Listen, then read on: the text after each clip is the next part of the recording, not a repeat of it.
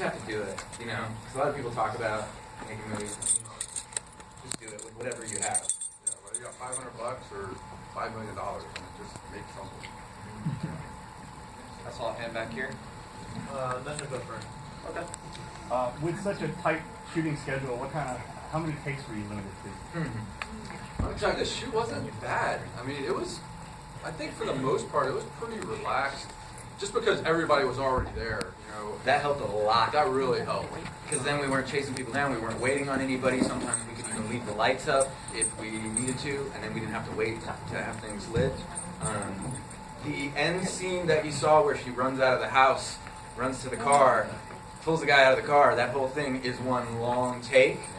And that took, I think you did right. 19 before we... That, we devoted that whole thing to one night.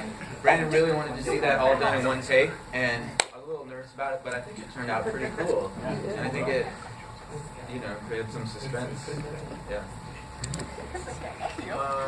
Are the actors that were in the movie actually local actors or worked in some other movies before? Well, they're all, busy working on stuff, and they've been in stuff. We pulled between Atlanta, Orlando, some are from Tampa, Orlando, Tampa, Atlanta. So the funny guy was from North Carolina. Yeah. He was actually a last-minute replacement we had to bring in. And the first day of the shoot, we lost our actor. And actually, Skylar was like, I think I know somebody that would fit. So we actually flew him in. Yeah. He drove to the set. We gave him a Speedo and said, basically, that's really how it works. Something? He's not here to defend himself.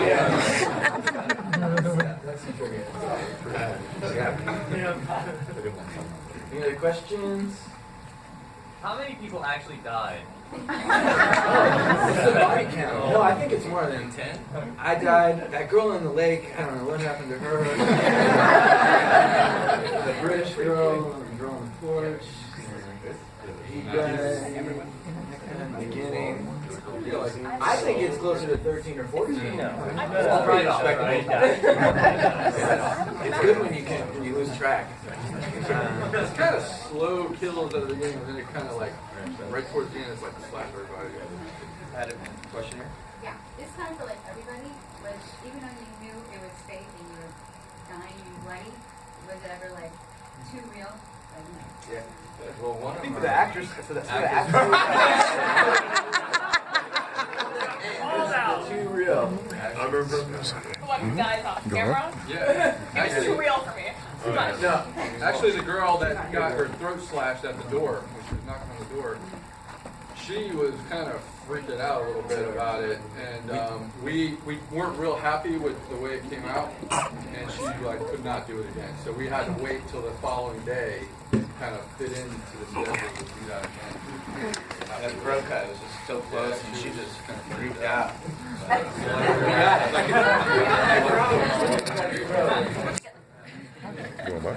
Other than that, nah, I mean, it's... Actually, the day before we started shooting, we went to look at the place, and it was a couple of us that were there. And as we get there, the manager of the place tells us that somebody had broken in the day before. There's like a broken window.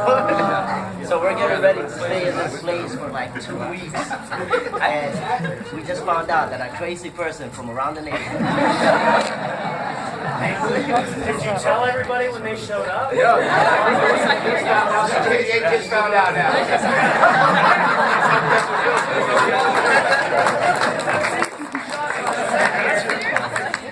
Everything you saw was real. Why is there no talent here? But the part about that cabin was, we needed really no set design. There was so much weird stuff in that cabin. It looked like somebody went to Cracker Barrel, bought everything in the store, decorated the whole cabin with it. And then, if you go outside, it was so dark. You couldn't see anything out there. So without those lights out there, it was just nobody wanted to walk down the road or anything. It was pretty scary. It's a good location for a horror movie. That was great. Good question over here.